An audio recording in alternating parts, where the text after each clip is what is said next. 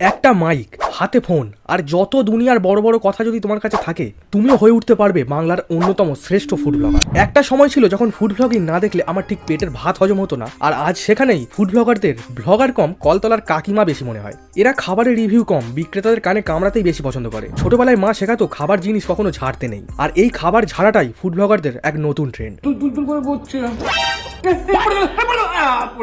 এই যে ক্লিপটা তুমি দেখলে, এটা দেখে তোমার এক মুহূর্ত মনে হলো যে এটা কোনো ফুড ব্লগিং এর ভিডিও, কিন্তু একে দেখে তুমি কি বলবে?